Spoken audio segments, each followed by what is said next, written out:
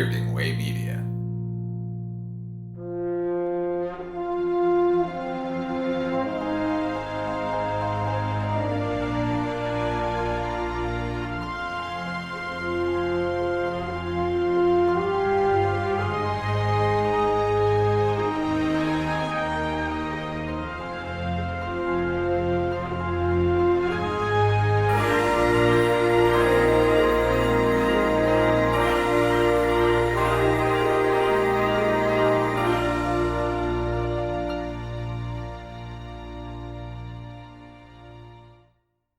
Hello and welcome to the Filmumentaries podcast. This is Jamie Benning and this is episode 146. And in this one, I'm chatting to Don Bies, former Lucasfilm archivist and special effects artist who worked at Industrial Light and Magic as well during his stay at Lucasfilm and during a pretty pivotal time, actually. Don's story is a great one because it cuts across so many different corners of the Lucasfilm world, from discovering filmmaking through classic monster movies to working on the fly, to becoming the guy responsible for digging through, and in some cases saving the original Star Wars archive. We get into his early fascination with makeup effects, how he blagged his way into mechanical design, what it was like arriving in California in the mid-80s, and how a job that was supposed to last 2 weeks turned into 10 years inside Lucasfilm. There are some brilliant stories in here, including finding a very rare Darth Vader helmet at the bottom of a crate, listening to some original recordings of Irving Kershner on the set of The Empire Strikes Back, working with Anthony Daniels and Peter Mayhew on commercials, and even suiting up as a few characters for the special editions. So if you've ever wondered what it was like working at Lucasfilm during that time, this is a really fascinating look behind the curtain. So here's my conversation with Don Bies, and I'll be back at the end for a bit more jabbering on.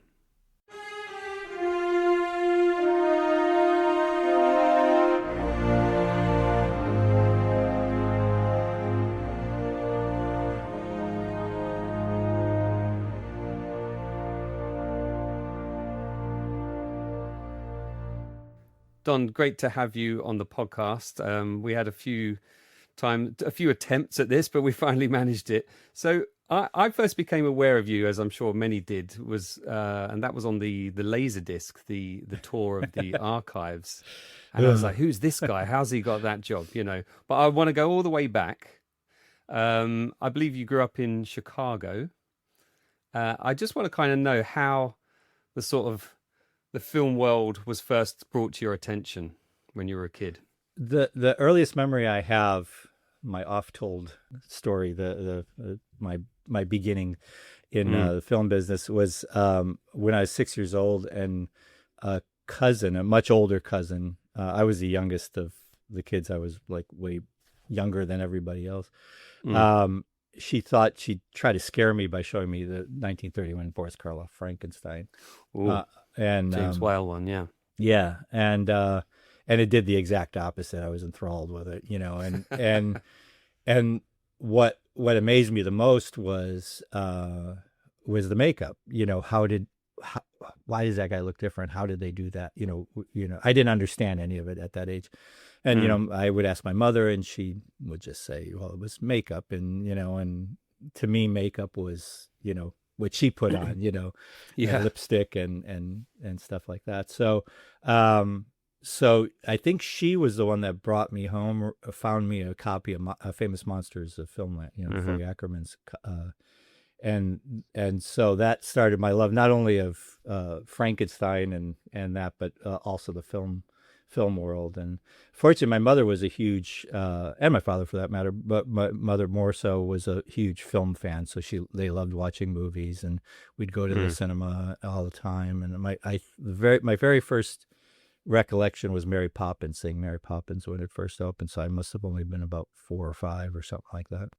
And that's got a combination of so many things in it, hasn't it? I mean, there's matte paintings, there's animation, it's musical. I mean, there's quite an onslaught of a movie that, as if for a young kid, it's a fantastical world, isn't it? To be a part absolutely. Of. And that started that love of fantasy films, and Ray Harryhausen and Willis O'Brien. And John Chambers with Planet of the Apes. Then I became a huge Planet of the Apes fan.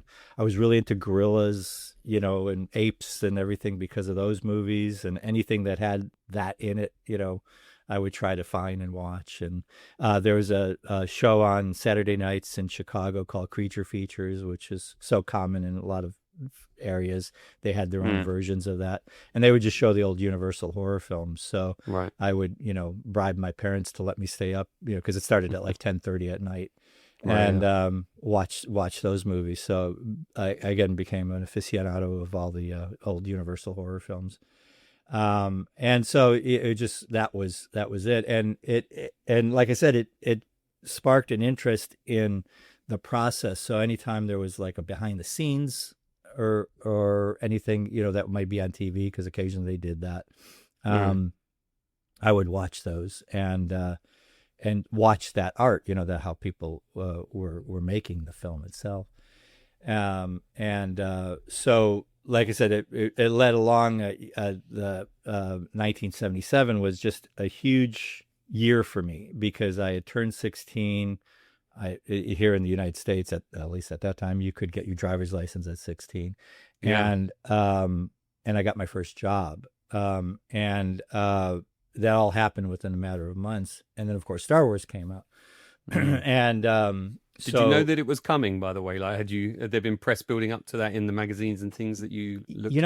I remember seeing, the one thing I do remember seeing was the Time magazine that had, although they got bumped from the front cover, but I remember seeing the Time magazine article. For some reason, we had a subscription to Time magazine, and then Starlog had their issue 7, I believe it was. And that's when I became aware of Starlog. And then I do remember seeing a trailer or two on TV. But what got me interested in it was it had a big ape in it, because I was into apes, at that point. So it was Chewbacca, right? It's like, well, I got to go see this. It's got an ape in it, right? So I went to see it, and it knocked my socks off. It was a very, that evening, was a couple friends. I didn't have access to a car, so we had to get driven there by friends of their family. And we got to the screening that was, I think, was supposed to be like a 4:30 screening. We got at 4:15. Well, it was sold out by that point, and the line was stretched around the theater. So we had to wait till the next screening, which was at 6:30 or something like that. So, and it was a Sunday. I remember that very clearly. It was at a mall, and the mall was closed because it was Sunday, or it closed early by that point. So we couldn't do anything. So we just hung out in the lobby. And so then, we waited until the movie came out. There was this onslaught of, as people, we were trying to get into the theater, and then it opened, and I just was, like I said, enthralled with what I saw. And later that year, so that was I actually didn't see Star Wars, right away. It came out in May or so here. I didn't see it until it was probably July, late June, early July that I saw it. But later that year in August, I was working this first job I got. I was working at an amusement park in Chicago, outside of Chicago, and it was an indoor amusement park. It was the first indoor amusement park, and it was called Old Chicago. And they had rides and, carnival rides and carnival games and everything. And I was one of the carnival game attendees. And, I would take the money and give you the balls to knock over the clowns and stuff like that.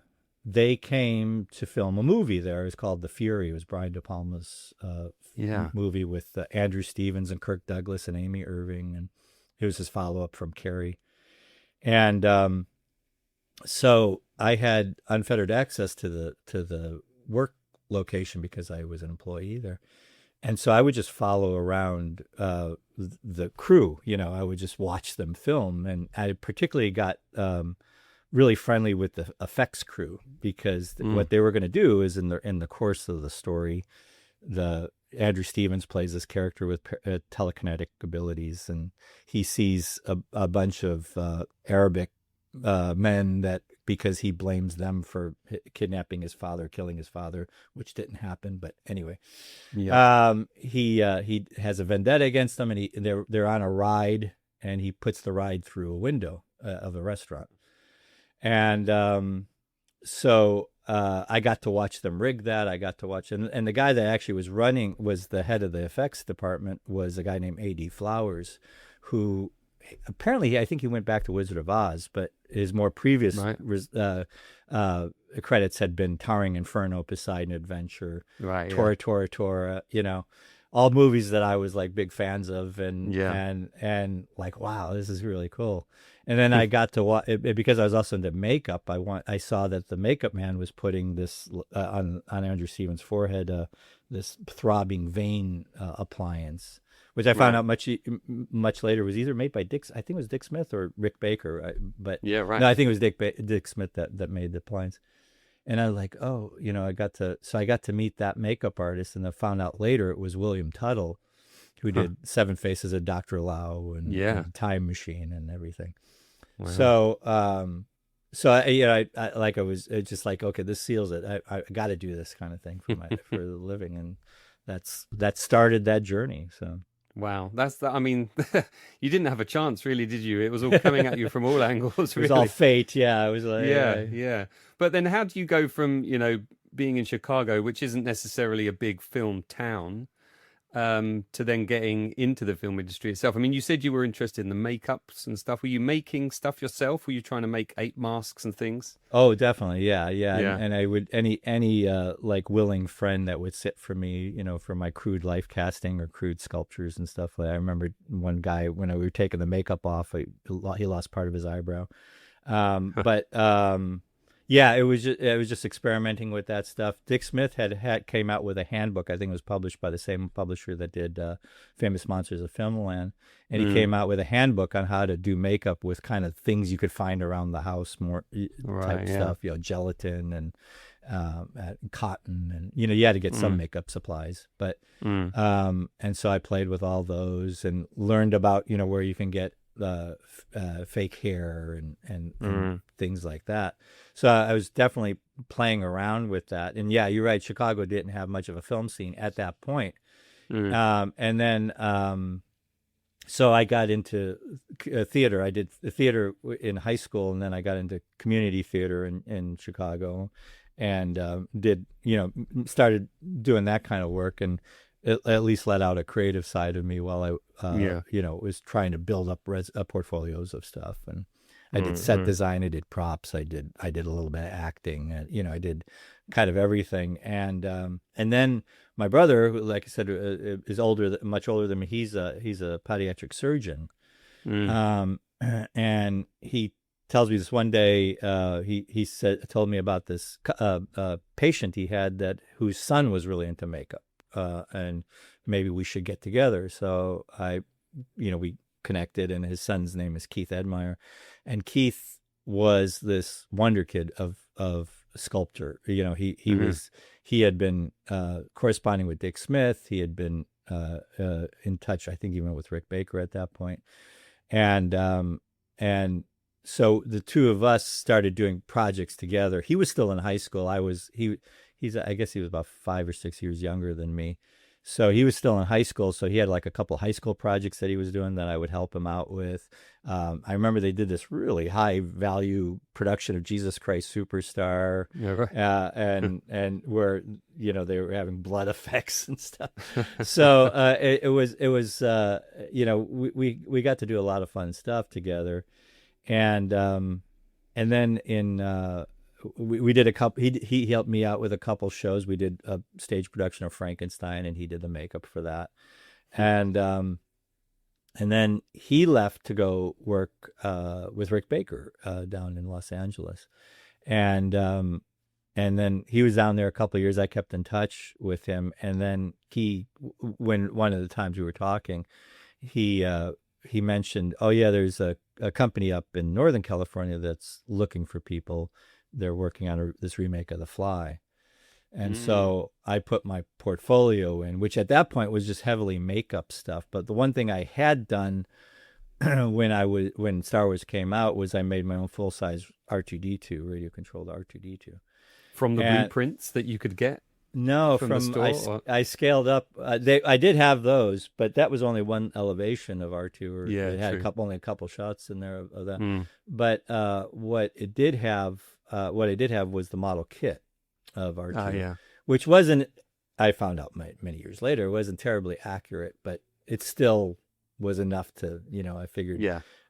I guessed at what the scale would be roughly, and did the math and fixed it did it that way.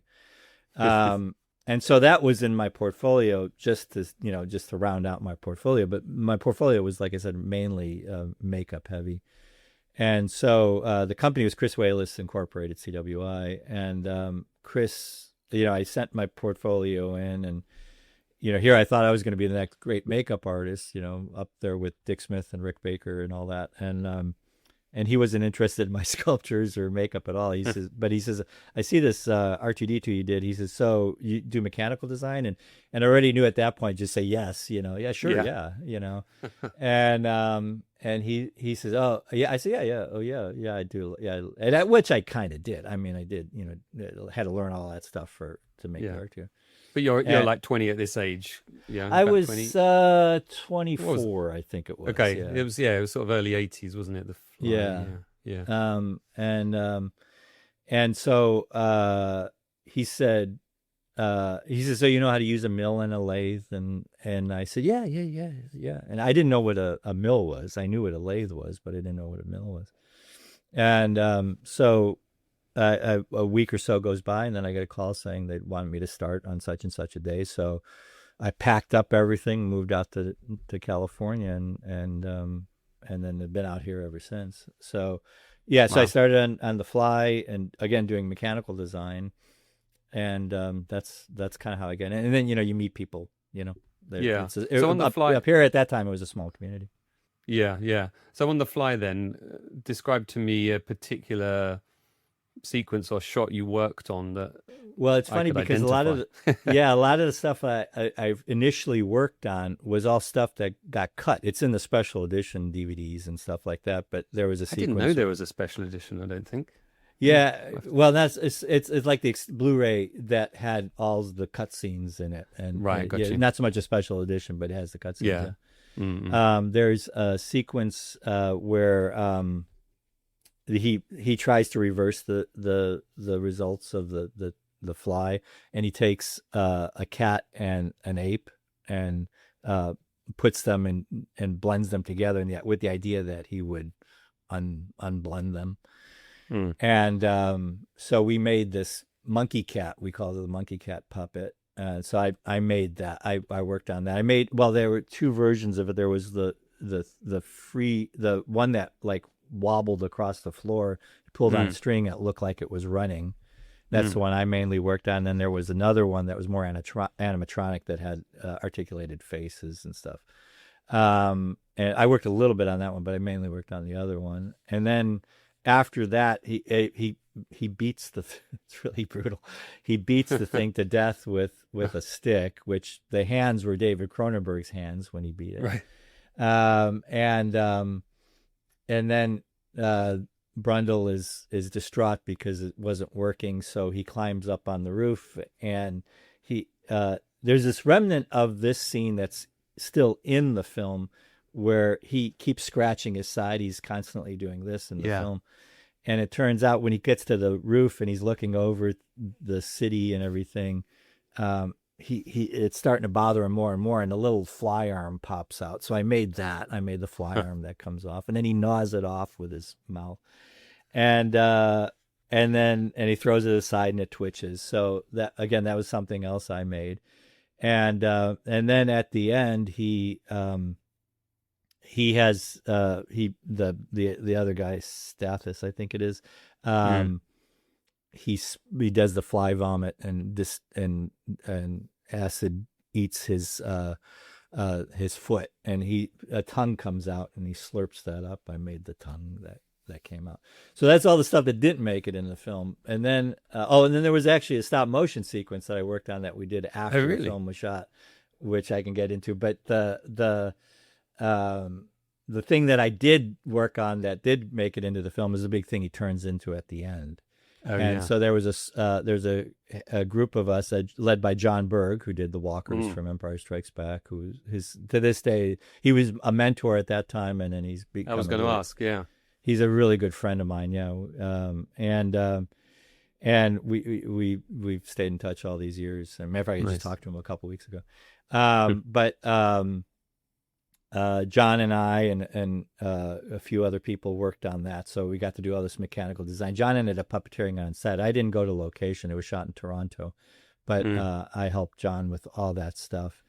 And then there was walking legs. There was a shot, where these legs were walking. I helped build those. But then, like I said, the movie was finished wrapping, and there was a sequence at the end of the film that they were trying to figure out how to do, and they decided to do it stop motion. And what the sequence was is that Gina Davis wakes up from a dream, like a nightmare, and she sits upright. And again, this is on all these cutscenes that you can see these.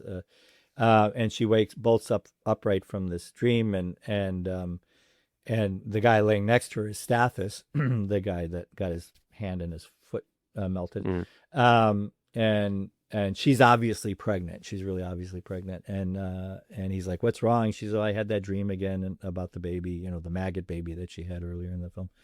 And he says, "Well, don't worry, we got rid of that baby. This one's ours," or something. And so she lays back down, closes her eyes, and then the camera flies along, and in the distance is a branch with a cocoon hanging down, a chrysalis hanging down from it.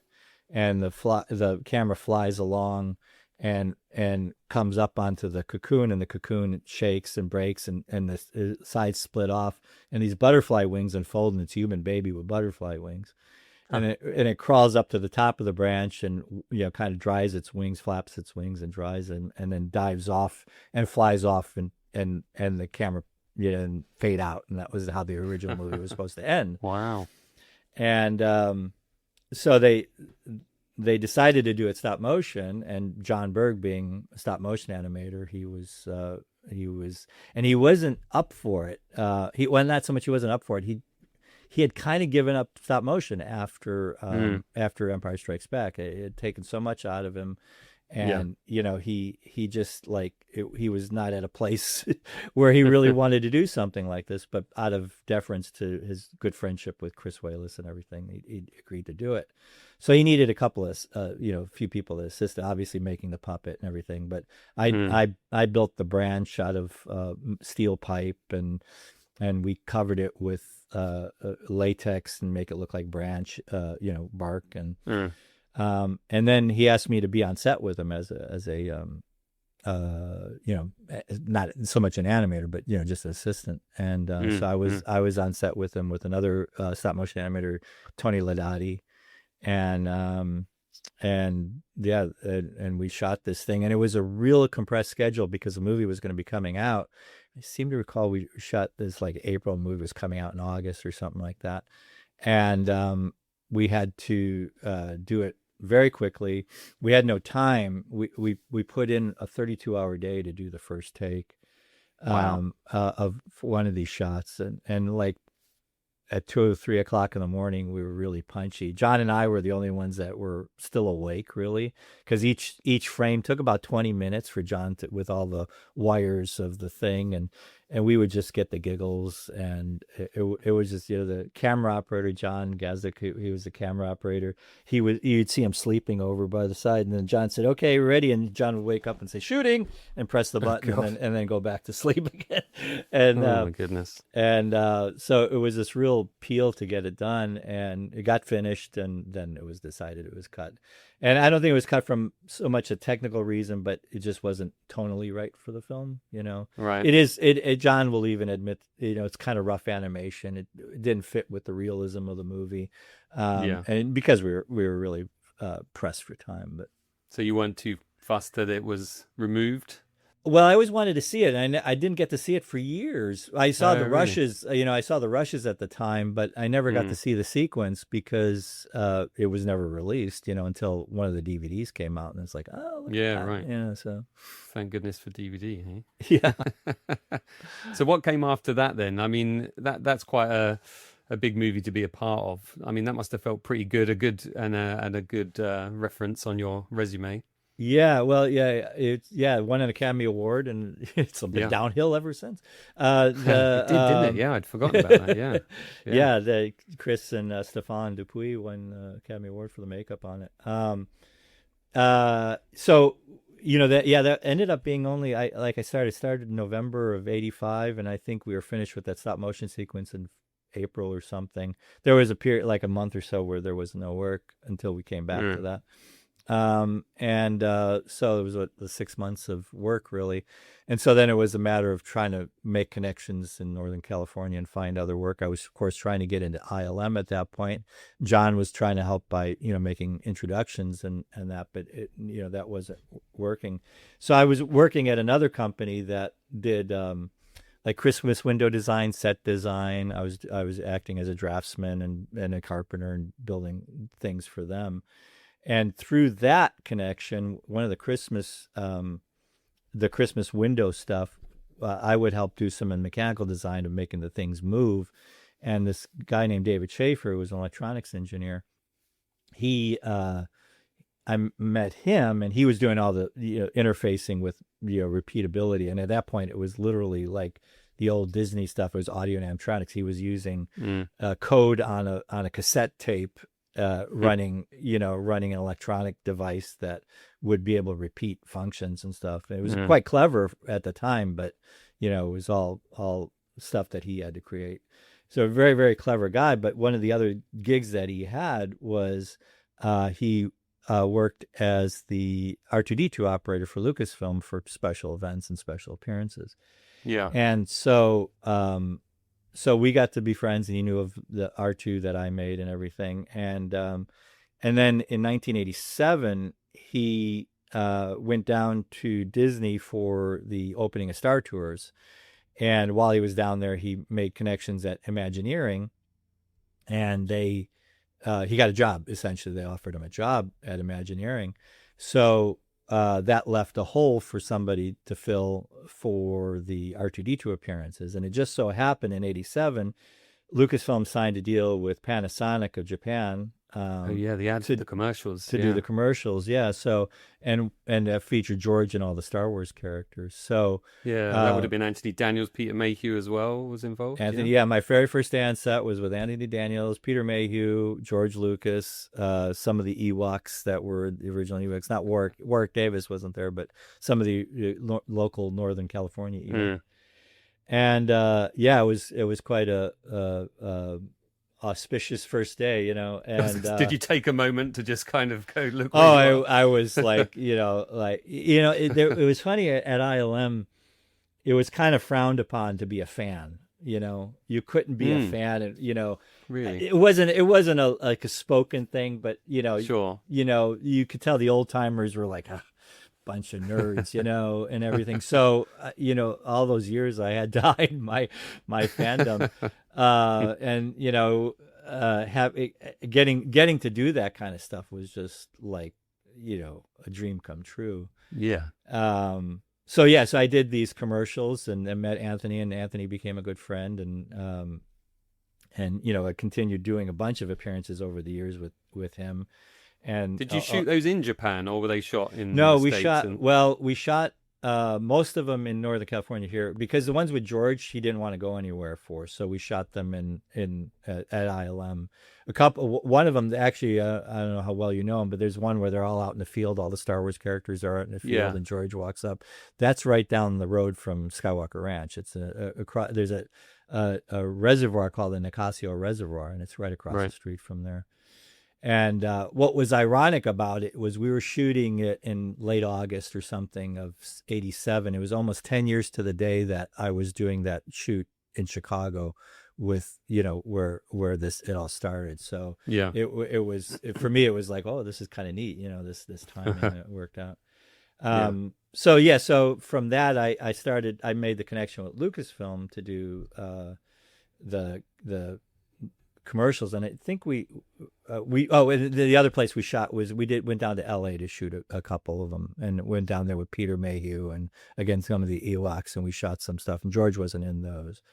That wasn't there one with There was one with like a Jabba the Hutt, animated Jabba the Hutt as well, wasn't there? With a Yeah, that we stereo shot and that. Yeah, we shot that at ILM. Yeah, where he's crying to like a Ray Charles blues that's tune. right. Yes, Yeah, it's such a weird ad.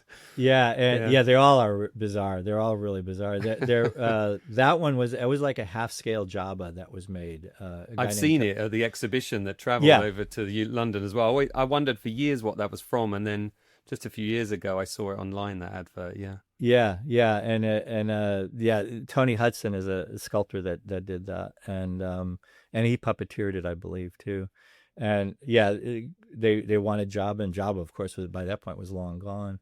They had rotted away. Yeah, the eyes and the arms of Jabba at the archives, yeah, but that's all they had. And that's yeah, when I realized that Jabba has a tattoo. Yeah, he has yeah. a tattoo on his arm. So anyway, we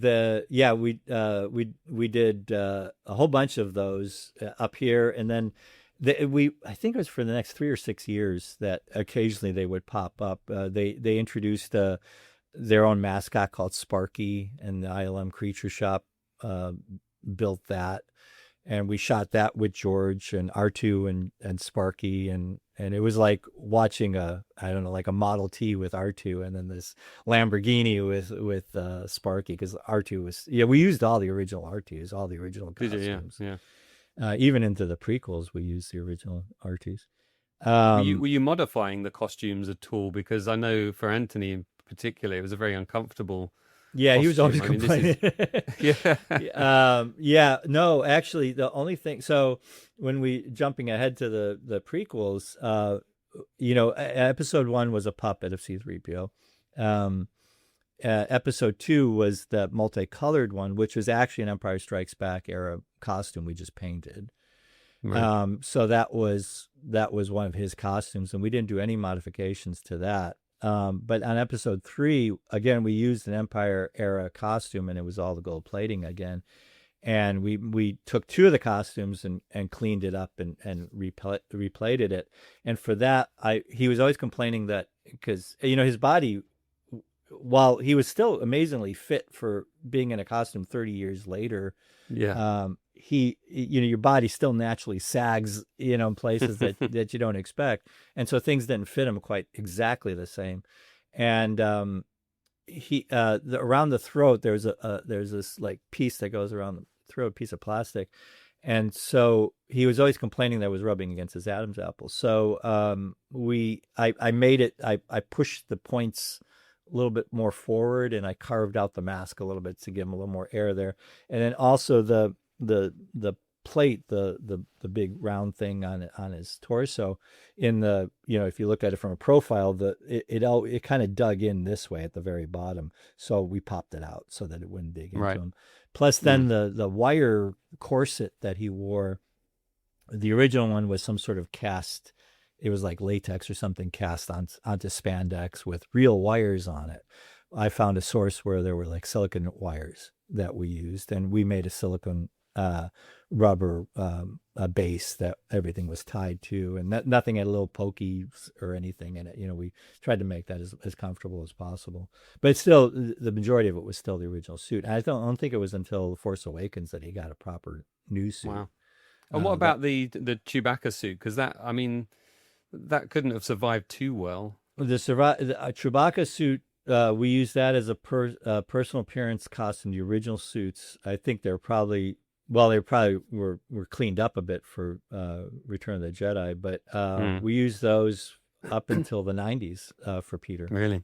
Yeah. Wow. It wasn't until episode 2 that he got the new suits made by the Dave and Lou Elsey in the Creature Shop in Sydney. And then I did a personal appearance it was a series of marketing appearances with Peter when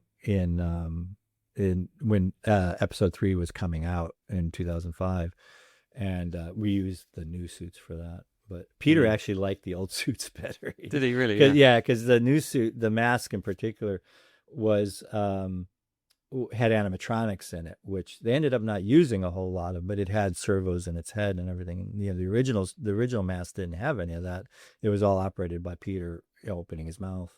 Yeah. And also his original suit was simply, he wore a big leotard, and then he wore this mohair sweater, jumper basically all over that, and that was it. Whereas the newer suit had a little bit of a muscle suit underneath it. Right. Okay. Yeah. So, yeah. So I think the original suit was a little more comfortable, as comfortable as that kind of thing can be, but it was a little bit more I comfortable. can't imagine spending hours in those things, but I know. it seems that you joined Lucasfilm at a really interesting time, though, because it was kind of post Star Wars when they were really kind of, growing as a company. They were, putting out, tendering for particular jobs. They're putting bids in for particular effects work at ILM and Skywalker Sound, and then there was LucasArts and Lucas Education, all that stuff. It seemed like the company was getting bigger, so an interesting time to be there. Yeah, it was funny because they kept on changing the name. And sometimes we were working for Lucasfilm, then we were working for LucasArts. My check kept changing who I was working Different for. budgets, yeah. Yeah, basically. What happened after I got that connection in with the commercials, the Panasonic commercials, Judy Niles, who had hired me for the commercials, she was running all the special event things. And so she and a guy named David Craig, who was the very first archivist, Lucasfilm archivist, he was actually worked for the PR department, but he would do the press releases and everything with Lynn Hale, who had just started at the time as well. But David and Judy did all these. So they put on just prior to my time, they put on the 10th anniversary celebration in Los Angeles. So they were always putting on like these little events. So because of that, I was constantly doing, R2 goes to an event in San Francisco, for some children's thing or whatever. Mm-hmm. And then in 1988, Marin County, where Lucasfilm is based, there was a board of supervisors that were kind of against the expansion of Skywalker Ranch because George wanted to move ILM into an adjoining ranch that he owned, adjoining property that he owned to Skywalker Ranch, and they were kind of against the expansion of the ranch. And so George, ever since George had moved back to Northern California, the Marin County Fair, which happened over the 4th of July weekend every year, was always courting George to come and do something, have something happen from representing Lucasfilm at this county fair. He always, he wasn't interested. But this year, because of all the not so much negative press, but because of the fact that he wanted to get more of the public, at least this is my opinion, but he wanted to get more of the public back on his side to support his expansion plans. He offered to have an exhibition allowed an exhibition to happen at the Marin County Fair. So it was the first exhibition of all the Star Wars, Indiana Jones, and at that point Willow and Tucker was just coming out, memorabilia at this county fair. So it was very well publicized that, to get into the fair was something like $10 or something, and that was then free to get everywhere else. We had 43,000 people come in over 4 days, and literally from all over the world. I know there was a fan from Germany that flew in just to see the stuff. And so we had all the original model, or not all, but a lot of the original models. And I helped Judy and David put this together. So we had original models, costumes. Unfortunately, Indiana Jones, they were shooting Last Crusade in the UK and elsewhere. So we didn't have a lot of stuff. I think might have had one jacket and hat or something like that. We had the Ark of the Covenant and that sort of thing. But we had the painting from the end of Raiders up as well. So, but it was really heavily Star Wars, and like I said, and also Willow and Tucker. We had an actual Tucker automobile that George owned. So we had this incredibly successful exhibition over 4 days. People were the line. It was a 2 or 3 hour wait in the summer heat to get in. And we fire department would only allow so many people in at a time, so we had to keep the crowd flowing. And after that, then all of a sudden, then Lucasfilm's like, maybe the stuff sitting in the warehouse is an asset that we can exploit. So they hired me to clean out the archives after that for 2 weeks, and I ended up staying for 7 years or something like that. Yeah, What or kind 8 of years. state was it in? Well, it was just storage. It was just a warehouse of things just stored, and they really didn't know what they had because it was kind of like they finish it, put it in the warehouse. And so my job was to kind of go through everything, and I unofficially and then officially became the Lucasfilm archivist. Actually, technically the second one, because David was the first one. So I researched what what I should be doing, the proper way of doing things, and I got a bunch of information and research on restoration and conservation. Mm. And also accessioning, like how a museum accessions a piece. And David had started some of that, but I convinced them to buy a computer, and I learned how to make a database so that I could create a database of accessioning software, which, while there were things like that at the time, I just wanted something custom. Plus, I wanted to learn new skills. So I started going through things. There was a lot of boxes of memorabilia, not memorabilia, but like people, the departments just use it as a dumping ground, kind of. So there was Miscellaneous stuff. Yeah. yeah, so there was like these whole boxes of like from legal department. So I'd be going through them and finding cease and desist letters for people dressing up as Darth Vader at the local supermarket opening and things like that. And one of the more fascinating ones was Alan Arnold did the making Once Upon a Galaxy, the making The of Empire Empire book. Strikes. Yeah. Mm. Yeah, and I found the original manuscript for that. Oh wow. And I Still a was great book. oh, absolutely. And what was not in it was even cool, because he was, what was interesting is, Alan Arnold, as I'm sure you know, was a well respected journalist, and he was not used to anybody editing him, apparently, because there was again, I'd look through this whole manuscript, the original typewritten manuscript, and there'd be like big sections with crossed out. A lot of it had to do with Carrie Fisher and her tendency to miss shooting days because of her addiction Yeah. issues. Mm-hmm. And so they while it was pretty much a very truthful account of all this stuff, it was also, they wanted to protect certain people. So like I said, Carrie was the one that seemed to get the most editing, but there was a series of letters that went back and forth between Alan and his agent Lucasfilm, Alan and Lucasfilm, that were like, not so much, not with these words exactly, but kind of, how dare you edit me, Yeah. Right.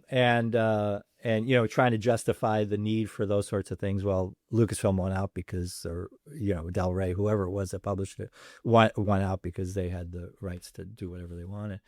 So, but despite all that redaction, like, it's still quite a full-on account of making a movie, isn't it? Because it includes that stuff between Harrison and Carrie and the arguments they had with Kirshner. He's coming up with lines, and I'm not allowed to come up with lines. Yeah, and I had also found the original tapes that he had of those conversations. No way. And so I would put them on and listen to them because I was so familiar with that book. Again, for me, it was an amazing book. It was probably the best, one of the best books ever on the making of a production. Definitely. And I remember particularly I think the one you're talking about was they put a microphone on Irving Kershner, and on one day when they're shooting in the carbon freezing chamber, and it's basically like 6 hours of Kershner, just conversing with everybody. So I would put these tapes on and listen to them in the background while I was doing stuff, and it was fascinating. There's a one in particular where, and part of it's in the book, where Mark Hamill, it was towards the end of filming, and Mark Hamill was talking about, I guess he made some joke that wasn't like received well by the by Kirshner or something, or maybe it was a UK crew. I can't remember. And it was kind of like there was a friction between some people, and he's addressing it in there, and so it was a real fascinating insight into the making of that. And there's a whole story that goes with that too, because when we were, I eventually, like I said, I was the Lucasfilm archivist, and so I was able to jump between my work as a model maker and the stuff that I eventually did at ILM. And in between those jobs, I was able to go back to the archives, which was a nice gig. And I eventually helped move the stuff to the ranch. But my dictate at the time, the lady that was running the archives, or was in charge of the archives, technically my supervisor, was a lady named Debbie Fine, who was the head researcher at Lucasfilm at the time. And she basically she says, just get rid of stuff, just dump them, just get rid of it. And I didn't really want to. I mean, I recognized the historical value of some of the stuff. Some of the things were like, for the legal department, is that, oh, just send it back to legal. Well, I found out later that they threw these things away, they destroyed them. So I don't know whatever happened to that original manuscript. That might have been, I'm sure it was. I'm sure it was destroyed. But these tapes, it's like, these tapes are so. So she wanted me to get rid. I took them home. I figured I'll just take them home. It's the only thing I ever took home, from the archives. I'm glad you did. And so I took them home, and then years later, Jonathan, oh gosh, I can't remember his last name, who was writing the making of Star Wars Empire and Jedi. Rinsler. Jonathan and I were talking, and I think he had just come out with the making of Star Wars. He knew my experience with the archives and everything, and we were talking, and I said, the Alan Arnold did these series of interviews. I said, I have the tapes. He says, you do? I said, yeah. I said, do you want to listen to him? He goes, yes. I said, well, can I get him back? Because I mean, they're not, Lucasfilm told me to get rid of them. So he says, yeah. He says, we'll transcribe them and get them back to you. Well, I gave them to him. They transcribed them. I never got them back. But he did use them in the thing, and in the making of Empire Strikes Back. So. Very cool. I just sort of imagine you, though, in that archive with like a crowbar, opening a box, and like, what's going to be in here today? Were there any physical items that you were surprised to find, like not just ephemera, but like props or? Absolutely. Yeah. One of the ones was, again, there was lots of crates of stuff, and a lot of the stuff was the crates that they shipped stuff over to London, particularly creature stuff, because they made all the creatures in California, shipped them to London for shooting, and then which you can see in those documentaries, right? Yes. You could see that. Yeah. And we had those crates, right? And so I would open a crate and see what's in it, and I'd take out as much of stuff. Well, there was one particular crate that was relatively large. It was like I couldn't reach down; I had to climb into it, and it just had paper and bubble wrap and stuff like that. It looked relatively empty. It looked like it just had garbage in the bottom of it. And so I figured, I better search through it. So I looked through it, and in there was this like a tan flannel bag, like a pillowcase basically. And I opened it up, and it was the mask that they pull off of Vader at the end of Return of the Jedi. And it was just in the bottom of this crate. And I almost threw the crate away. So yeah, that was the one big surprise. I mean, there were other things that were like, I'd find something. It's like, what the heck is it? So I go and watch a VHS tape of stuff, and try to place it in the film, and occasionally find it, But yeah, there was a few surprises like that. Were there photo archives in there as well, or was that there? Okay, so when we moved to the ranch, the archive building originally was just there. There's now two buildings there, but originally it was one building with the intention of having the second building put. The model prop costume archives were on the second floor, and on the first floor was the film archives. They also had George had bought the Paramount Library, research library, which was a series of books, and not only books, but for research, but also file cabinets full of like documents and everything. Again, for research for making films, it Mm. wasn't like about Paramount per se, but it was like, oh, here's pictures from the Civil War, and there would be images of that. Or there was like, Right. I remember looking in and finding like bonds from, years before, money, like money from the 1800s and Yeah, right. things like that. And so they would have all this stuff for the research of it. The books were fascinating because you could the Paramount people could check them out. And so you'd open it up and it was checked out by Cecil B. DeMille. Or I remember one on Native Americans, and it was Marlon Brando. I checked it out, Wow. I don't think it was their signatures on it, but it was their name on it, so Wow, whoever that's checked cool. it out would put that in there. So you'd see these famous names within the books, but they also had some of the picture archives in there too. And so there would be these big binders full of the proof sheets from the different productions.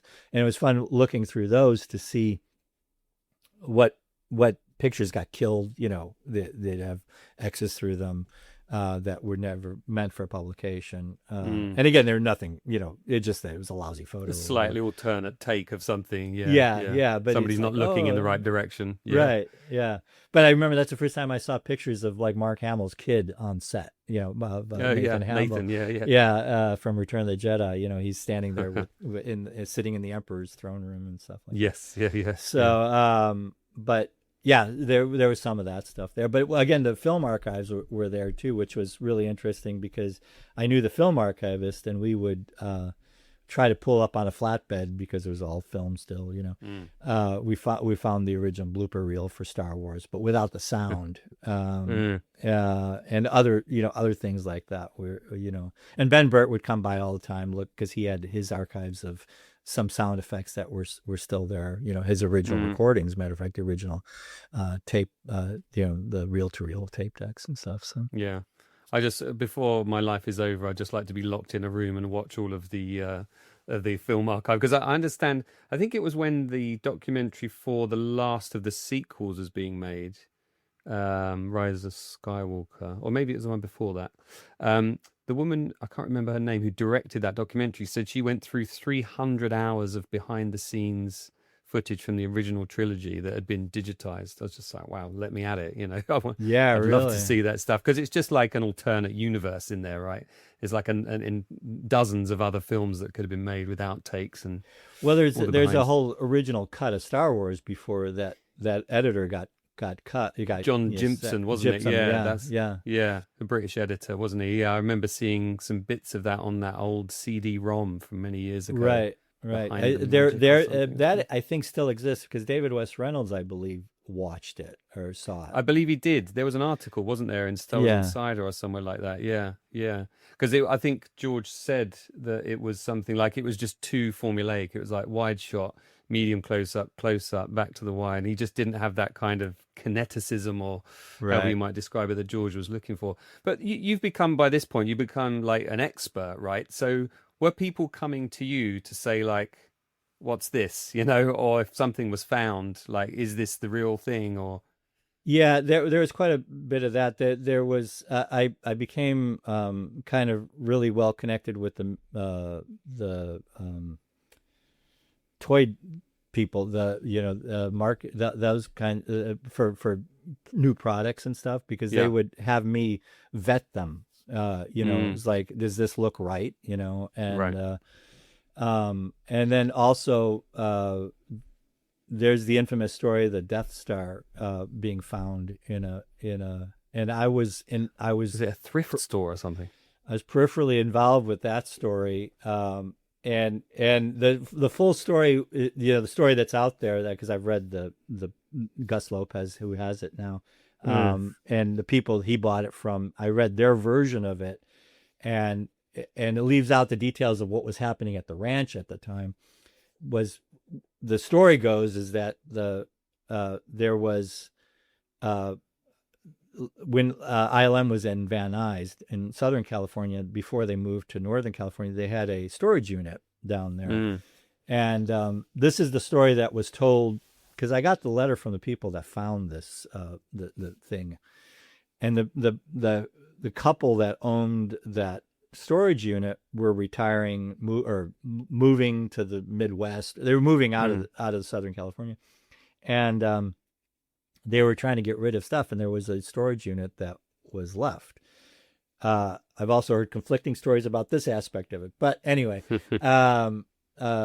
so they had, this stuff, and according to these people, they had like these little airplane models that they let their grandkids play with, which has always been alluded to be X-wing models, Yeah, right. And they had this big ball that was the Death Star. They didn't really quite know what it was, so they moved to somewhere, again, Midwest of the United States or something like that, and they took the stuff with them and opened a thrift store. And I guess they had some of this stuff there, and the Death Star was there, and the guys that found it, recognized it immediately, and they saw it, and they went. I can't remember the details of how their negotiation was, but the aspect was that they sent pictures to Judy Niles, who was the head of fan events at the time, and she was sent. She didn't know, she was not a big Star Wars fan and everything, so she would send them to me and said, "Do you know what's going on?" I said, "That's the Death Star." I said, that's the model. I said, that is it. What their version of the story is that Lucasfilm said it wasn't, but what was happening was I was saying it was. I said, that is the real thing. And I remember seeing the pictures and everything, and this letter that this person wrote, and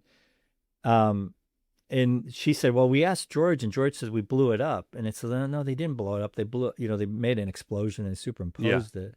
Yeah. He says, no, we've got the Death Star. He says, no, that's a Death Star from Return of the Jedi. It's not the same one. It's the actual one. And so anyway, that what they were saying was they were repeating what George was saying officially to his people. Is like, no, we don't. That real Death Star was just a matte painting. There's a picture of Dennis Muren lighting it. I said, it's the famous one. Yeah. It's. I think I pulled up that picture. He says, here, look. Well, George says, well, I'm not buying it from him, because I think he was asked. They were asking, we could sell it to you for $35,000 or something like that. Right. And George is like, I'm not buying any of my stuff back. He says, you give it to me. Fair enough. Or forget it, And funnily enough, I was sat next to Gus Lopez just a few weeks ago. I went to a prop store auction here at BAFTA in London to see how the other half live. And I'd interviewed Gus for the podcast, and I'd sort of introduced myself. He's, hey, Jamie. And while we were chatting, he's just casually bidding, tens of thousands of dollars while we're chatting. It's just a different world. But he's got some crazy stuff, that guy. He really has. He does, yeah. I've met Gus. I've never seen his collection, but I've met him. No, I'd like to someday. But I have to say, before we go on, I read that article recently that you and Clayton and Mark did on Skywalker Sound, and I have to say, so having all the knowledge that I have of Lucasfilm and its connections and its growth, because I was, that was one of the most accurate articles I've ever read about Sky Sound and the history of the ranch and all that sort of stuff. So good job on that one. I'm very because a lot of them are like PR pieces, and this one was nice and well, all three of us have been there. I've been there once. Mark's been there once. I think Clayton's been there a bunch of times. But it was just, we were invited to write about it, and I'd already kind of written an article about it when I came back, and that's what led to the guys at ILM and Skywalker Sound saying, "Would you write for us?" After writing this kind of report. So yeah, it was just a very cool experience, and I wasn't going to sort of pretend it isn't a stunning place. I mean, it is just a beautiful place. I mean, you were there many, many years. Did you find working there, in comparison to anywhere else you'd worked, did you find it difficult leaving there, for instance? Because it must have been, it's such a beautiful place. It just makes you feel like you're among nature, but you're you're with creative people. It feels like the dream for so many people. Yeah. I mean, aside from what it meant, from being part of that world, Star Wars and Lucasfilm and George and everything, it was just a beautiful place, to work. I remember one guy he that worked there. Um, he says it's beautiful. He's a beautiful prison. And what he meant by that, I think what he meant by that was that once you got there, it was hard to go, like to go and do any like errands for on your lunch hour because everything was a half hour away, So you Yeah, couldn't, right. once you got there, you kind of had to stay for the day because unless you could schedule your day out. But I didn't mind that kind of prison whatsoever. It was gorgeous. And the hardest part about at the time they had three places to eat. The main house had a dinner service or lunch service. The Tech Building Skywalker Sound had one, and the recreational center had one. Mm. And they each had different kinds of food. The main house had more like a proper sit down with very very fancy cooked food and that. And they usually have two options of food. The Skywalker Sound had a little bit more of like a buffet style of types of food, and then the rec center was more like pub style, burgers and sandwiches and that kind of thing. And so the hardest part of the decision every day of working was where we were going to go for lunch. So they would publish on through company internet. What the menu was for the day, and it's like, That's the what tough should we choice. do? Yeah. And I was good friends with people in other departments. For instance, like Granny Mahara, who went on to MythBusters, and so we'd all like correspond to each other. Where do you want to go for lunch today? But no, it was gorgeous. It was definitely spoiled, and the other thing was that the people were just amazing. There's totally true of ILM too. Total different vibe. ILM was very. Not like today where it's all cubicles and computer screens and stuff like that. But, it was very industrial, dirty, dusty, more hands-on, more in the trenches kind of thing, where you're definitely more clerical out at the ranch. One of the more only frustrating things I found at the ranch is people weren't used to deadlines as much because they had protracted schedules of things. Whereas ILM, we were always like, we got to finish this by next Friday, So jumping between the two worlds took a little adjusting at times, but I would never have given it up. It was both of them places were great, but again, the people were what my fondest memory of it, and I have friends still to this day because of those. So Yeah, I've said it many times on the podcast when I've spoken to people that have worked there, and it seems to be. There's a sort of personality type as much as anything. It's just the outlook that people have seemed to be common. When I arrived at Skywalker Sound, it was Max Smith, supervising sound editor, that invited me there. And then Lorne Peterson found out I was going there because I mentioned on my Facebook. And he said, oh, I'll go down there as well. And he gave me the tour with Mac. And then we bumped into John Goodson, and it was just... I was like, these people are the best. They're just such gorgeous, amazing people. Lauren and John are amazing. Yeah, they really are. It's funny. John was saying, Lauren, I could use some help. Actually, I keep finding things and thinking, where does this go? Just a piece has fallen off the bottom of a Star Destroyer or something. Because I think at that point they were shipping some bits out for the museum. John's been up there doing restoration for stuff. Yeah.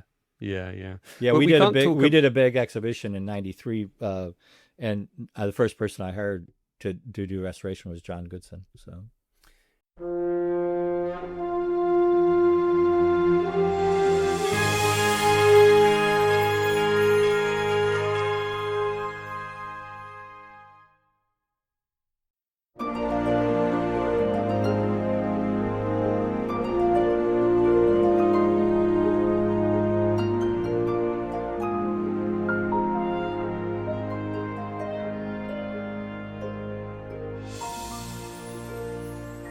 That would have been. I wonder when the exhibition was at the Barbican over here in London, because I went. That was later. I think that was like 2000. 99. Yeah, it was after I had left there. This one was for Japan.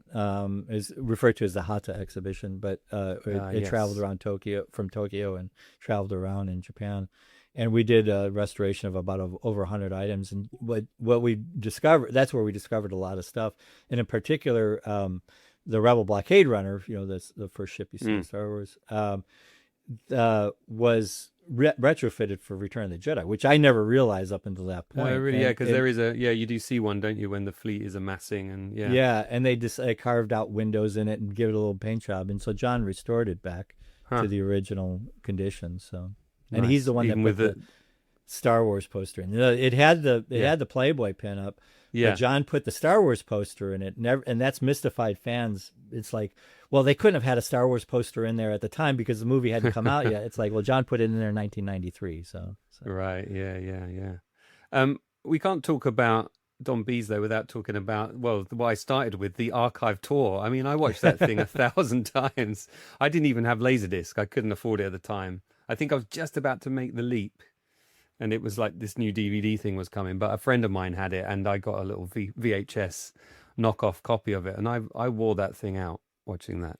Yeah, that was that. I have to my appearance in that was very disappointing in that the way they edited it. And again, they didn't tell me much other than they recorded me, doing an intro, and. Yeah, I'm not a performer, and so I felt very stilted then. And then they gave me like a recorder and just told me to talk about different things, and that's right. That's what's in there. And then add in. I love the fact that I made it into the little program. There's a program that goes with it, but they spelled my name wrong. So, oh, did they? Did they mix up the I and the E? Yeah. It happened classic. A lot, yeah. So. Yeah, but Jamie, I was there. So people mess up the I and the E all the time with me. I know it's so. Yeah, but that was a very sort of cool introduction to, wow, this stuff is still there, and that kind of, what year was that? That would have been. Well, we moved the archives over in 91, July 91. Yeah, that would have been like 93 then, wouldn't it? I think probably around that time, 92, 93. Yeah. Because that was when like Star Wars Insider was starting to appear later, a little bit later, and then it was Star Wars Galaxy magazine, and like this special edition talk was coming back, and then of course you were heavily involved in the special editions. Yeah, I mean, yeah, there's some... that. Yeah, there was like that dark time between Jedi and the special editions where you almost, and again, there's just from an observation, not an actual thing, but like George didn't even want to talk about Star Wars. He's like, I want to do other stuff, which I completely understand. And so, but at the same time, I think everyone recognized that was their strongest thing. So that's when what was the Shadows of the Empire. Shadows of the Empire came out and everything. Yeah. I think there was like a soundtrack and a book and a game. Yeah. And it's like, wow. Everything but the movie. Yeah. Sort of multimedia explosion, but no movie. Yeah. And then there were the games. LucasArts games was starting to boom at that point. Yeah. And there were a lot of games, and I got to meet a lot of the game designers, and they TIE Fighter. Everybody would use an excuse to come to the archives. It's like, and I was like, yeah, come on in. And I didn't mind. I like the company, but and I got to know a lot of people from that point of view. And then the other thing was fun at the archives was, particularly once we moved to the ranch, we'd be having lunch or something, and there'd be some celebrity, and there, and we're like, I'm gonna invite them up to the and so Nelson Hall is a good friend that he was my cohort up there, and Graham Nash was a big fan of Crosby, Stills and Nash, and Graham Nash came for lunch with somebody, and Nelson's like talked to he knew the person that Graham was talking to, so he invited Graham to come to the archives, and Graham says, "Oh, nice. This is lovely." He says, "My son would really enjoy that. I'm going to be back here in a few weeks. Would you think you could give him a tour when he comes back?" So Nelson gave his son a tour, and became pen pal buddies with his son, and stayed in touch for years. So so we always talked about Grant Imahara would joke. He says, "Oh, you're using your powers for evil again." Every time we would invite somebody famous into the archives. So I did get a few looks when I was sitting there having lunch with Lorne and Mac. Like, people were like, "Who's that over there with Lorne? Like, who's that guy?" Oh, he's not famous. I sometimes would get mistaken for Moby, A few years back. So yeah, so I wondered if that crossed. I did look up to see a few people staring at me, but I was enjoying my beef burger. I was at ILM one time during the prequel time, and because I had spent so much time on first unit with on the shooting, that George knew me, and knew me by name and everything, and there again a kind of an unwritten rule: they don't interact with George. They were particularly the younger, CG people that they didn't want anyone to get starstruck. So George was in line to get a coffee at Jabba the Hutt. This was we had Jabba the Hutt, which was a little shack that was at the old ILM studios, and I was standing in line with Nelson, and we were waiting to get a coffee, and George came out of the line and he saw me, and he said hi, and how you doing and everything, and we chatted for a few seconds, and then he went.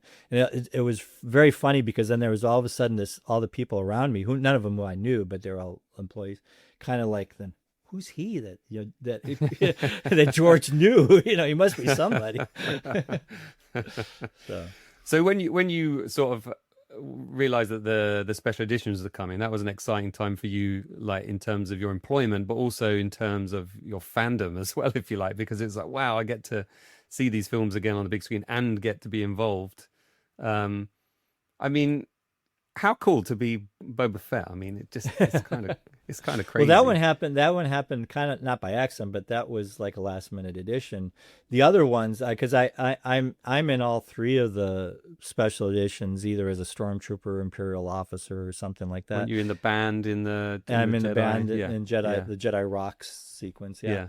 But a lot of that came about was like, again, it was Nelson and I that did a lot of that, and they would need extra stormtroopers. And because I had done stormtroopers, I did a stormtrooper for the Panasonic commercials with George. Nelson and I both were in that and so we were all the right size, so we need a stormtrooper. Okay, I'll do it, I guess. And was that a matter of trying to find, well, this is going to be a New Hope, I better find a New Hope stormtrooper, or was it like whatever one was in best condition? Yeah, to be honest with you, I even as the archivist at that point, I didn't realize the deep dive that some of the fans ultimately would go into. To me, they were all stormtroopers. They all looked roughly the same. There I don't think there was actually. I think there was one helmet there. Eventually I found out, but I don't think there was. There was only one helmet from New Hope. Period. The most of them were from Empire or Jedi, or a combination of both. But I know when they were doing the sequence with the dewbacks in the desert, and they brought in a couple extra stormtroopers for that. We sent costumes off, but the backpacks and everything had to be remade, had to be faked, because none of that existed. So very, very little of New Hope actually was in the archives. That was, costume bits and that. Sold in a thrift store in the somewhere in the Midwest. Outside or outside of Elstree somewhere. They maybe. But was the Boba Fett costume in good condition? Was that together, or did you have to go on that one? It's funny because I did an interview with the Boba Fett fan club, a group of fans, and I have been told that my costume that was cobbled together for that was a combination of a bunch of different eras of Boba Fett. And the story behind that one was we were shooting the Jedi Rocks thing. I helped find the mask that I wore with is the Bith, the big band member. Nelson was wearing the Greedo looking character, which was sculpted because Greedo long had disappeared, never made it to the archives, but it would have been unusable because of the rubber. And then some of the other characters were newly made. The dancers were newly made costumes. We were shooting that sequence that day, and George was directing and Rick McCallum producing, and it was shot at ILM on the main stage where we shot pretty much everything. And George and Rick were talking over by the video monitors and laughing, and then Rick came up and to me, we were in a break, and Rick came up to me. He says, "Don," because he knew I was the archivist. I had left the archives at that point, but it was only a few months prior. And he says, "Is there a Fett costume at at the archives, and I said, well, yes and no. So the big Smithsonian exhibition was going on, which I think became the Barbican exhibition eventually. Yeah.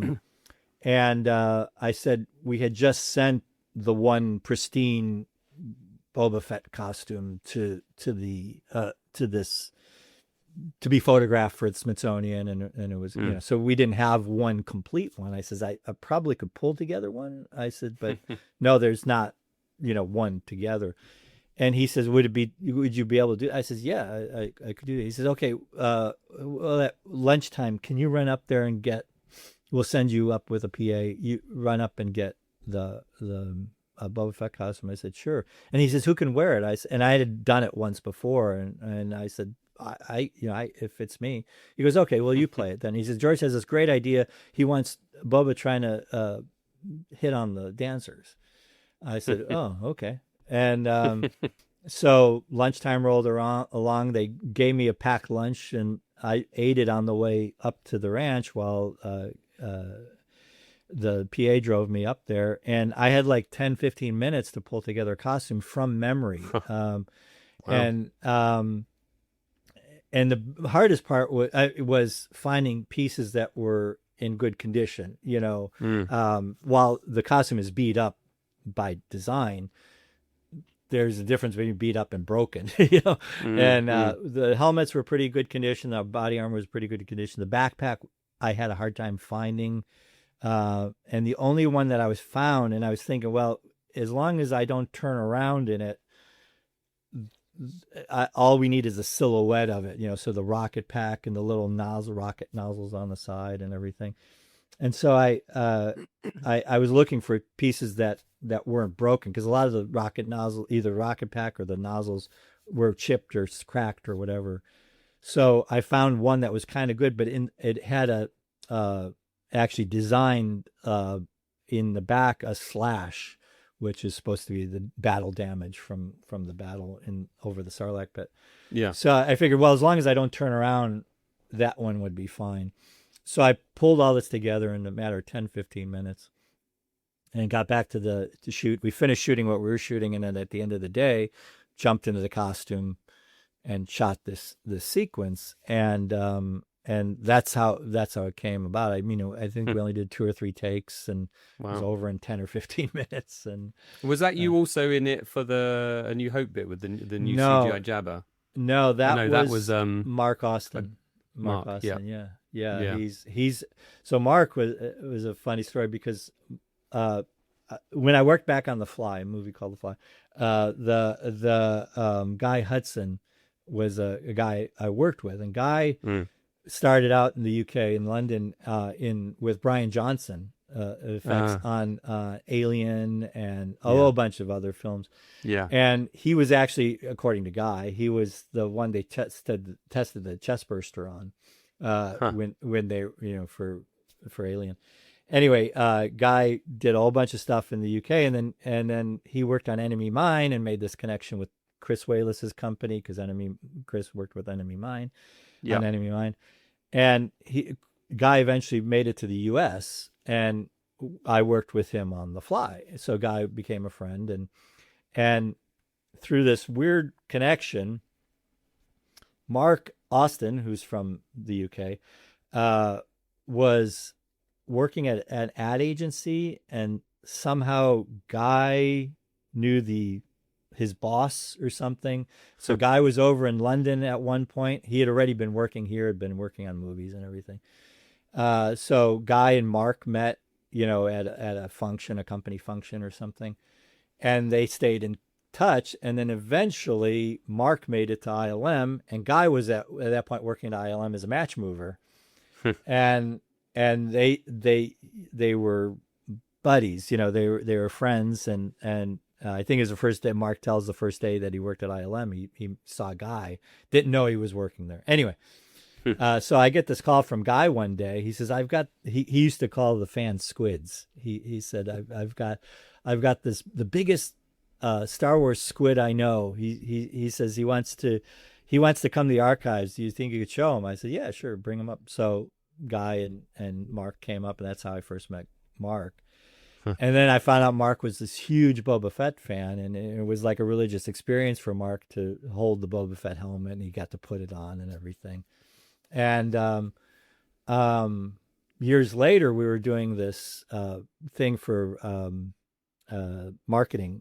They in the ramp up, it was special editions were already happening, and it was the ramp up to the prequels, and they had this huge marketing summit, a licensing summit they called it, at the ranch. And as part of that, they had entertainment throughout the day. So Right.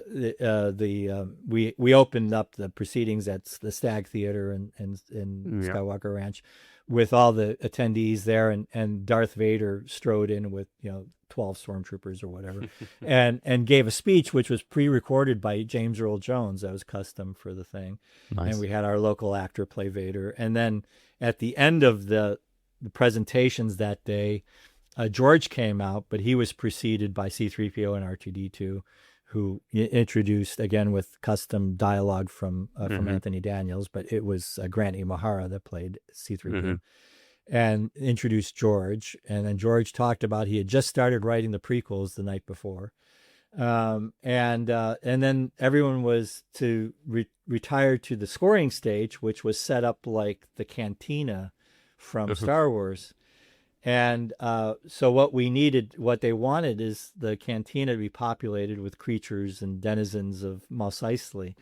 So what we did was recruited all these ILM people. We had about 30 or 35 people. I put out like a casting call, and some people got to wear costumes with masks, and some people were just, with their faces with makeup or whatever on. And we just populated it with this. And of course, I called Mark up. I said, we want to have Boba Fett. You want to play? Yes, And so Mark got to be Boba Fett. So when the special editions came along to do that sequence, which is only a couple months later, I believe, or right around the same time, when it came up that we needed a Boba Fett, Mark was selected for that. So that's how he got to do it. That's very cool. He probably would have done what I did had they had more time, but because it was the same day, so. Yeah. I wonder if you'd be able to answer this. I've been trying to dig into this for many, many years. You know that bit in From Star Wars to Jedi, the making of a saga, where they talk about George actually wanted to mat in a Jabba the Hutt, and there's like these designs, these penciled or pen drawings of the original actor Declan Mulholland, wasn't it? And then a character sort of over the top. Never been able to figure out who those drawings are by. They're not by Nilo. They're not by Joe. It looks like Joe. It looks like Joe's style. It does look like Joe's style, but yeah, I just wondered if you ever came across anything to do with that scene, because it's something I found out back then, and I've always wondered about.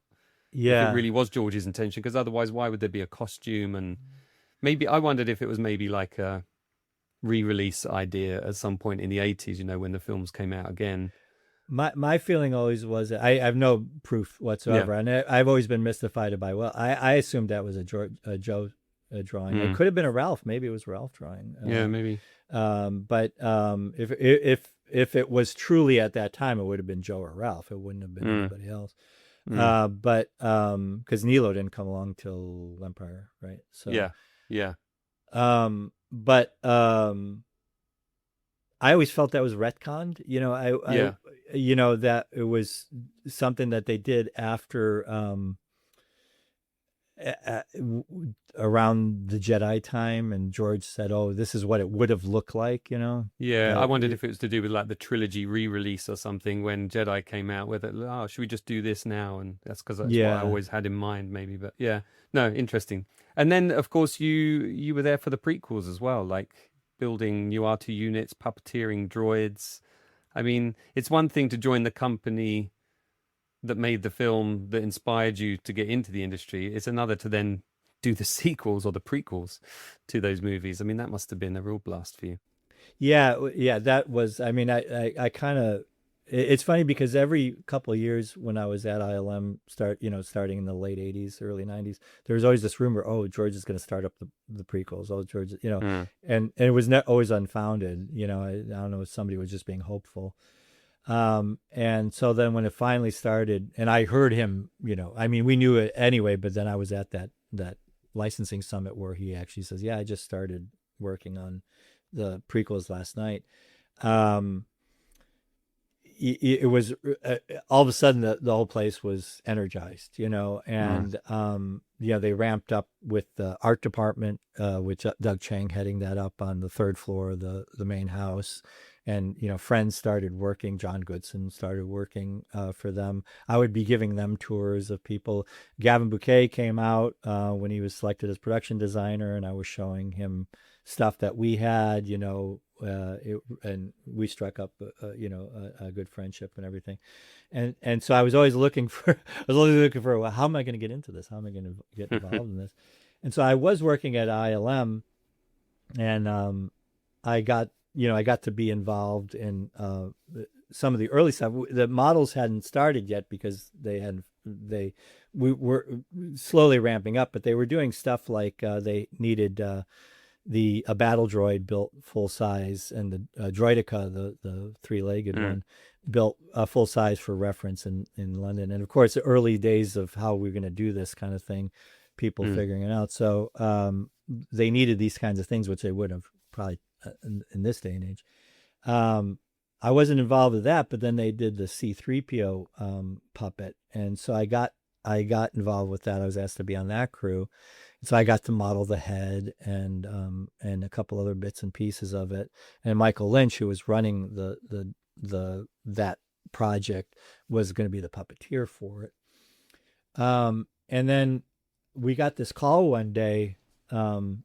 We were also, at the time, ILM was very busy with the commercial division, so we were bouncing back and forth between film work and commercial work and everything like that. And I might have been working on a commercial but we got this call one day. They were already started shooting in London, and because I was one of the key personal appearance operators, and then I trained Nelson Hall and Grant Imahara to also do some of that. But then we would use Grant for C-3PO, so either Nelson or I would operate R2 when Grant was C-3PO. We got this call one day from production saying, "Oh, Rick McCallum wants to talk to you, the three of you, about R2 issues that they're having on location in London." And so we got on this conference call, and it was myself, Grant, Nelson. I think there was the head of the model department at ILM, and then Rick on the other end, and Peter Hutchinson, who was a effects supervisor. And I felt so bad for poor Peter because he really got the raw deal on the whole thing. But they're basically saying that, oh, R2 is not working and this and that. And it's like, well, I think George basically forgot how to shoot R2. I didn't say that at the time, but, that it's just like R2 is very limited in what it can do. There's surfaces that it can't run over. And George, I had worked with George already enough to know how he works.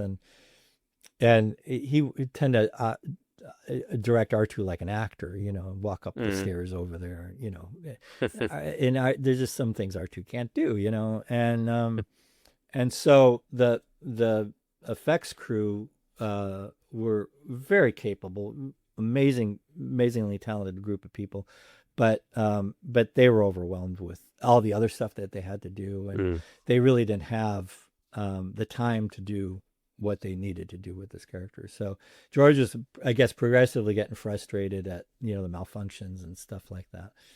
So by the end of that call, Rick decided, okay, here's what we'll do.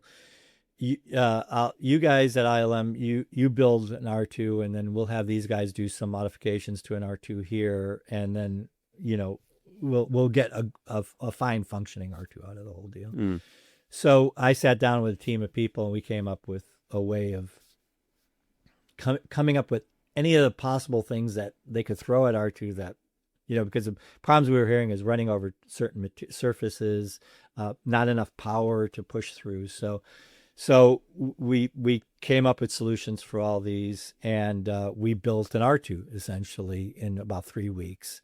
And then I went over to London and shot. And so they shot it at Leavesden for a few weeks, went to Tunisia, shot for a few weeks there, and then they came back to London. And so I got there towards the end of July of '97, I think it was, and stayed until September and shooting. But by that point, the hard R2 stuff was kind of done, you know, and so the R2 that I brought over got regulated as a background R2 unit. It wasn't the blue, and mine was yellow. So I shot a lot of stuff with second unit. I did a couple shots with first unit. The R2 leaving the Naboo starfighter with Liam Neeson and Ewan to go on to the desert. The introduction of the first time Anakin Obi-Wan meet, I helped with that. Kenny Baker was R2 in that shot, but yeah, right. So it was pretty easy. It was a pretty easy gig for me. And again, I felt really bad because I was kind of put in this position. Oh, this guy's going to come over and show you how it's done to the crew, and I didn't want to be in that position. So I was trying to be as nice as possible to the effects crew, and I would say everybody but one person welcomed me with open arms, and I'm still friends with a couple of people that I met that day there, and we had a lot of fun shooting the background R2s. You know, there was a team of us that did all these background R2s, and we had a great time. And then when they announced that they were going to moving production to Sydney for episode 2 and 3, I thought, well, this is my opportunity, you know. So I wrote a letter to Rick McCallum, and I said, just FYI, I said, you know, if you think the R2s are ready to go, they're not, because again, just the needs of production, things are pulled apart, and you know, they're just kind of thrown into a crate, shipped over, and they need to be gone through. And I said, you know, we need R2's not ready to just go before cameras, and I'd be happy to be involved in some way. And so he welcomed that, and he put together a budget. He says, go and check out, you know, what condition everything's in. Give me a budget and we'll go from there. And I did that, gave him a budget. He accepted it. And we worked. So you could have asked for more then, if you. Yeah. Well, I was paid. I wasn't getting the money directly. I was paid as an employee, you know. I knew that he had a limit, you know. I couldn't, you know. Rick was a very very fiscally minded producer. Yes, as one should be, I suppose. So I pulled together a team: Nelson Hall, Granny Mahara, a couple other people, and we, for 3 months, I think it was, we pulled apart all the R2s. Grant cleaned up all the electronics. We cleaned up everything. We restored the original blue color that had been overpainted on episode 1, and got a whole collection of R2s for that. And then I went over to Sydney for episode 2 and 3 to do that. And then also I was meant to operate C-3PO puppet when we got there, because in the original script, you first see C-3PO as a puppet, and then Padme clads him with the armor, which is, again, a cutscene that's never been really revealed. When we got there, Tony Anthony Daniels said he wanted to give it a try as the puppeteer, and I was more than happy to relinquish the duty, because the idea of being in the desert wearing that thing was not something I was looking forward to. So Tony did it, and he was great. So yeah, amazing. Like you said earlier, amazing he was still in shape to be able to fit in that thing. What was really interesting is because he talked about that. You know, he called while I was in Sydney. He was still in London, and we talked about, you know, what's going on and how we're, you know, and he says, yeah, I started dieting, and he got there, and I mean, he fit fine. You know, we put the costume on the first day he arrived, and showed George, you know, he walked on set, and even though he wasn't called that day on set, but he came on set, and we made this big thing, and George commented and everything. And but he fit the costume fine, but he continued to diet. And so as the weeks rolled along, it was fitting looser and looser on him. He was rattling around in there. Yeah, it's like you could always tell the hard part was putting the little trunks up onto him, and you know, it was a little squeeze in the beginning, but at the end it just whoop, went right on. So And then you went on. I'm sorry, we've been just to interject here. We've been talking for an hour and a half here. Have you got another 10 minutes just to kind of? Oh, I'm completely good. Yeah, Good. as long as you're okay Yeah, with it.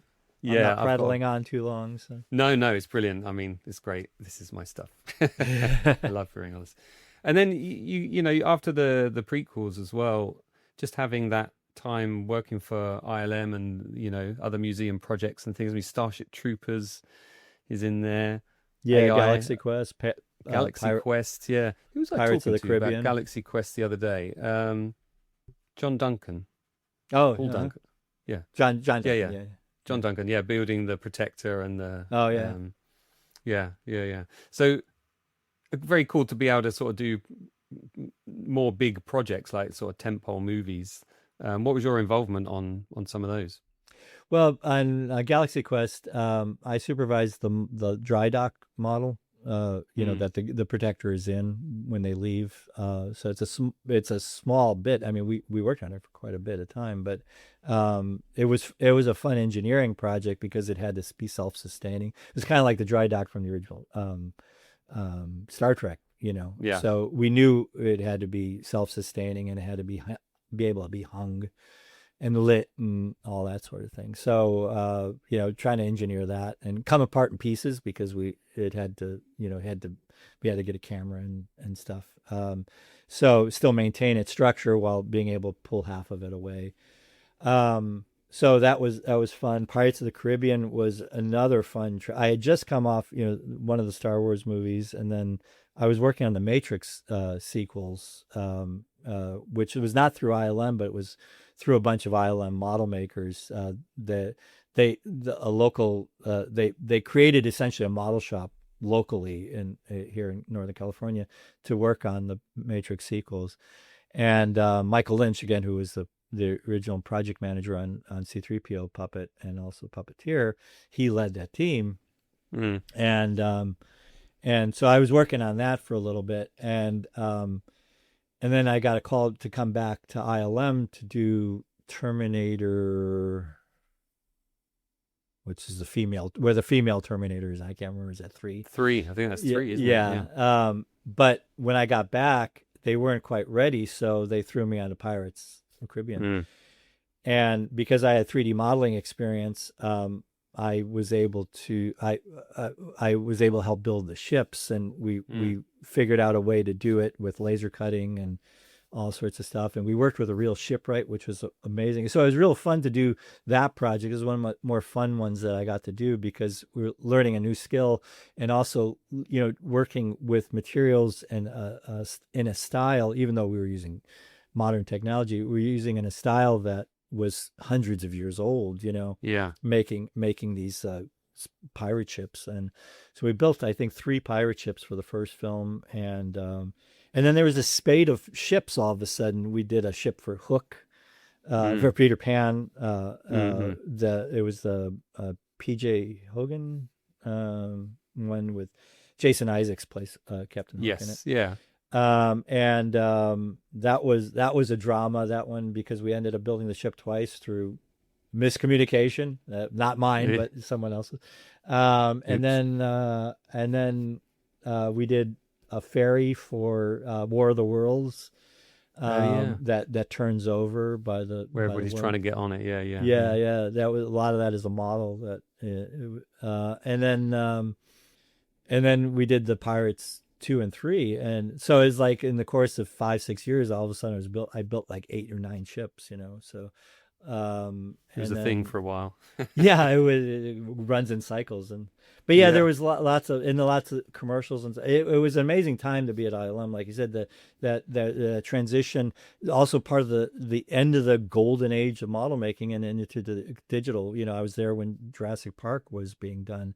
I wasn't involved whatsoever, but you know, just that energy of like, oh, we're doing something new and exciting.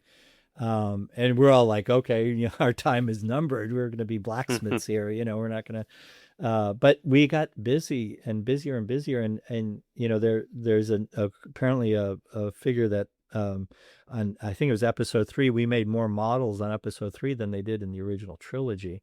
Wow.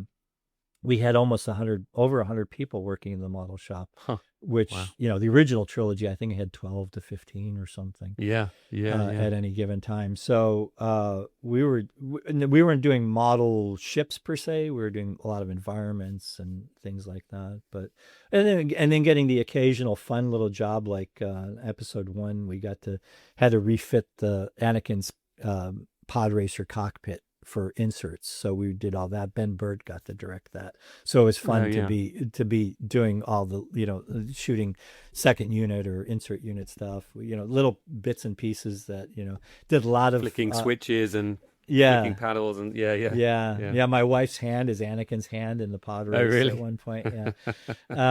The We did lots of R2 pickup shots at ILM. See, things that we missed either on both episode 1 and 2 and 3 as well. I watched episode 2 recently, just because nothing else was on, and it's like, oh yeah, I forgot I worked on that. It was just, there's lots of little pieces and stuff that we got to do, but it's an amazing time to be at ILM. Yeah. And then, like I said, that transition to digital, and then ultimately they moved out of the location, and then we got sold to another company, and Yeah. that's unfortunately that's when it started all going away. But Yeah, yeah. Must have been difficult for you at that point to leave somewhere that you've been so long that your heart was there, I guess. definitely, yeah. Well, what more is like the passage of the time of like, oh, we'll never be together again doing all this. Mm. So, we occasionally have these reunions every year. There's a model shop party, a reunion party, which is not just limited to the model shop. It was like whoever was at ILM around the Yeah, yeah. time, and so it's great to see all the people, and unfortunately to see some of the, know that some of the people have no longer with us. Yeah. But yeah, there we had in 2017. Well, we didn't do it in 2020 because of the pandemic. 2021, Yeah. and then 2023 we had the 40th of Star Wars Empire and Jedi, and I got to be there. I got to meet Marsha Lucas, which was amazing. Oh, nice. And got to thank her for all of her work, and she was really the heart of Lucasfilm, I think, at the time. Mm. She got so much love and attention at these parties too. So Oh, great. I didn't realize you'd been to those. That's really nice to hear. Yeah, yeah, I once went to a thing here in London some years ago now, maybe 10 years ago. Gary Kurtz was the guest. It was just a small venue, got to maybe. meet Gary at the first one too. Did you? Yeah. Yeah. Maybe 30 people in the crowd, and a friend of mine runs those, and at the end there was, questions and answers kind of thing. And Gary was, he's quite a formidable guy, and he was talking very measured about things. And I asked about Marcia, and he lit up. He changed completely, and he was saying, "Thank you so much for your question," and he sort of went into, how she was really the sort of emotional heart of those original films, and how much, she's kind of been written out of the history to a certain extent. So yeah, Yeah. it was nice to hear that. It must be cool though, Don, looking back at all of this stuff that you achieved, all of these amazing jobs that you had over the years. Do you take a moment to kind of go, well, that was pretty damn cool? Yeah, it's funny because yes, I do. My kids are not nearly as impressed, but I actually did two projects in the last year. One in Mm. Australia, I worked on a TV series in Australia, which is a lot of fun, and it was we were making gnome puppets. It's called Gnomes. It'll be out. Well, hopefully it'll be out worldwide, but it'll be Cool. out sometime this year. And it's a 6-part series that was the way to describe it is Hot Fuzz meets Gremlins, and it's Oh, totally nice. the vibe, And Sounds great. yeah, it's a bunch of garden gnomes attack a small village, and we got to do rod puppets and all sorts of like little physical effects. I mean, I'm imagining most of it will be replaced or layered with CG, Yeah. but we had a blast. And I never tout what I've done, but it's Mm. always fun when somebody recognizes it, and they say, "Oh yeah, what else did you? Oh, you really?" And then they start asking you stories, and I get to tell the stories. On that one, I got to work with Justin Dix, who worked with me on episode 2 and 3 in Oh, cool. Australia. And then I did a commercial locally that's running in the U.S. for a company called Rubric, where my wife and I made this cloud puppet, and um, and again, people at the last day, people were like wanting to take pictures because I was Boba Fett, and they knew that. I don't know how they necessarily knew that, but I guess people like start looking you up on call sheets. Is like, well, who am I working with? So yeah, it's fun to look back, and like I said, I miss the most is the people and that environment of like, we kind of can do anything. There's always this this feeling like if you didn't know how to do it, there's somebody there knew or had an idea and set you on a path to do that, and that was what was the most empowering and coolest part about being part of that team. And everyone was great. And, like you said, there was almost like a personality of people that worked there. And you could always tell the people that weren't going to make it because they didn't quite fit in with it. And it wasn't a matter of like aligning, politically or morally or anything like that. It was just that there was good people that there were opinionated people. There were, but you worked well together and you looked out for each other, which was really great. So yeah, well, a cool place to work. I mean, the coolest thing about this podcast is I get to talk to people like you, Don, and I really appreciate your time today and all of the stories. I'm sure you and I could talk for 6 hours if we had the time. Well, next time you make it out here, let's get together. Yeah, well, I'm actually making it out to LA this month, but not going as north. But yeah, no, that would be good. It'd be good to see you in person. But no, appreciate your time today, and maybe come back on the podcast if there's a specific film to talk about or something in the future, because it's so you worked on so many. It's just a sprinkling of what you achieved. But yeah, thank you from all of us on this side of the camera anyway. Well, thank you. And like I said, it was an honor to be asked to be on it. I like your show, so it's great. Oh, thank you.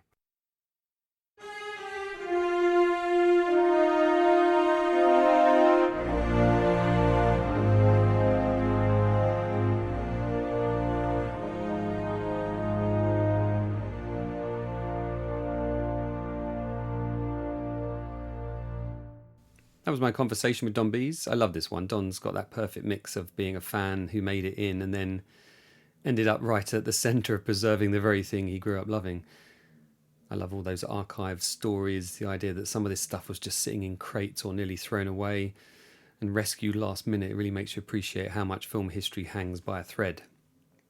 If you enjoyed this episode, do check out the rest of the Filmymentries podcast. There are over 140 episodes now with the people who actually made the films and helped make the films that we grew up watching, as well as some new films as well. If you'd like to support what I do, you can head over to patreon.com/Jamie Benning, where you'll find early episodes, bonus content, and a few extras, all of which keeps the podcast going. Honestly, your support is what makes this possible. I don't make money on this on advertising. Patreon is the way. So yeah, if you can share, you can leave a review, you can join on Patreon, you can retweet or repost or whatever, any of the posts I put out there. You can follow me on Instagram, Blue Sky, Mastodon, Facebook, just about everywhere. Thanks for listening, and I'll be back for some more jabbering on the next episode of the Filmymentries podcast.